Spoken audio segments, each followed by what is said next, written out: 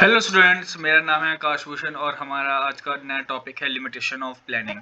Limitation का मतलब क्या है कि प्लानिंग कहाँ कहाँ पे जाके लिमिट कर जाता है जहाँ पे प्लानिंग यूज़ नहीं आ पाता।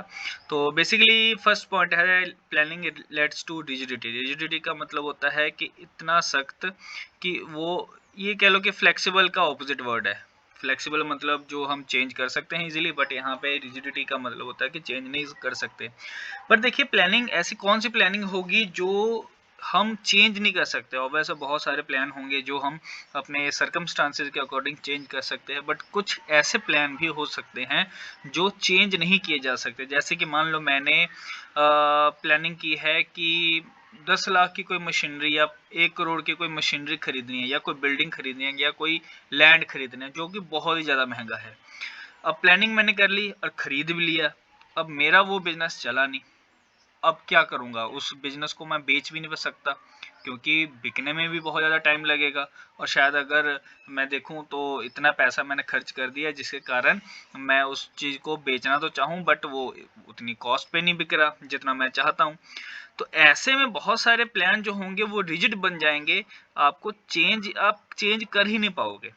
तो इसलिए इसकी लिमिटेशन हो जाती है कि कुछ ऐसे प्लान हो सकते हैं जहाँ पे आपको फैसला लेना पड़ेगा, बट वो शायद फैसला आपके विरुद्ध हो जाए, तो आप वहाँ पे कुछ नहीं कर सकते। तो डिफ़िकल्ट हो सकता है किसी भी ऑर्गेनाइजेशन के लिए ऐसे प्लानिंग को रिमूव करना या हटाना। तो मैनेजर्स हमेशा फ्लेक्सिबल प्लान ही बनाते हैं ताकि कि वो अपने सर्कमस्टांसेस के अकॉर्डिंग क्या कर सकें, कोप कर सकें। बट यहाँ पे दिक्कत ये है कुछ ऐसे प्लान भी होते हैं जो कि रिजिड फॉर्म में लिए जाते हैं जो कि हम उसको चेंज नहीं कर सकते। दूसरा पॉइंट आ गया, प्लानिंग में not work in a dynamic environment. Dynamic का मतलब होता है चेंज होते हुए जो इन्वायरमेंट है, जो इन्वायरमेंट हमारा चेंज हो रहा है उसके अकॉर्डिंग प्लानिंग बनानी होती है। बट कभी कभी हमें नहीं पता कि इकोनॉमिकली कितना चेंज होगा, पॉलिटिकली कितना चेंज होगा, लीगली कितना चेंज होगा, सोशल डायमेंशंस क्या हैं, फिजिकली कितना चेंज होगा। ऐसे में हमें नहीं पता कि कौन कौन सी चीज़ें कितनी चेंज होंगी, जिसके कारण प्लानिंग हमारा वर्क तो करता है, काम तो करता है, बट उसके अकॉर्डिंग हम चेंज नहीं कर पाते। तो इसलिए कंपटीशन में बने रहने के लिए हम अपने आप को ठीक करने की कोशिश करते हैं, बट कई बार हम अपने प्लानिंग को डायनेमिक फॉर्म में नहीं लेके जा सकते।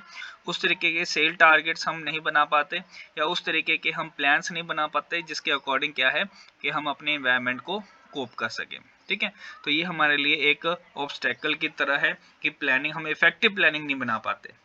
थर्ड पॉइंट आ जाता है प्लानिंग रिड्यूसेस क्रिएटिविटी। देखिए प्लानिंग जो होती है वो कौन है, मेनली काम होता है टॉप मैनेजमेंट का। तो टॉप मैनेजमेंट का काम होगा मिडिल और लोअर उस किए गए प्लानिंग को सिर्फ क्या करेंगे, इम्प्लीमेंट करने का काम करेंगे। हाँ, मिडिल और लोअर कुछ चेंजेस कर सकते हैं, बहुत हद तक चेंज नहीं कर सकते, एग्जैक्टली प्लान को नहीं चेंज कर सकते।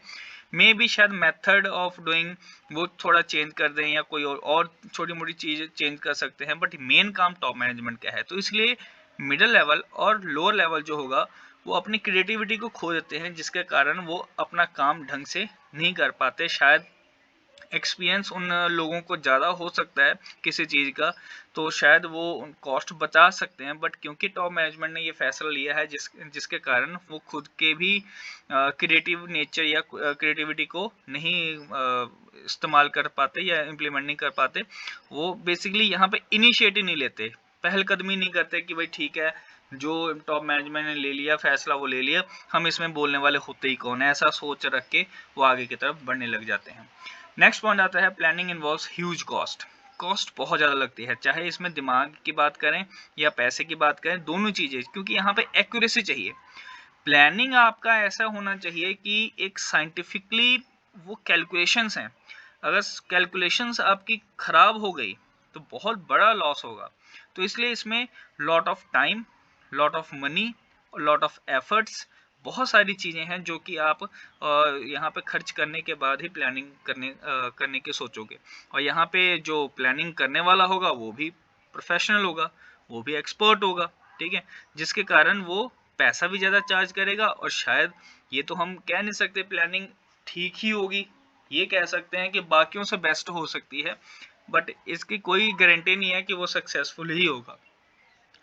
नेक्स्ट पॉइंट आ जाता है प्लानिंग इज टाइम कंज्यूमिंग। और वैसे ये सिंपल सा पॉइंट है कि प्लानिंग क्या है, टाइम कंज्यूमिंग है। इसके लिए हम ये नहीं कह सकते कि 2-4 मिनट का काम है या 1-2 दिन का काम है। प्लानिंग अगर बड़ी होगी, ऑर्गेनाइजेशन आपका बड़ा है, तो प्लानिंग लेने में या डिसीजन लेने में भी बहुत हद तक आपको टाइम लगेगा।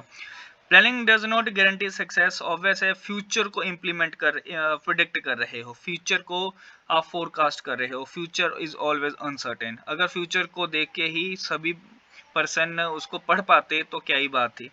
बट यहाँ पे बात ये है कि जो सक्सेसफुल जितने भी होते हैं उनमें ये होता है कि भाई डिसीजन मेकिंग अच्छे होते हैं, और कुछ प्लान ऐसे होते हैं जो चेंजेबल भी हैं।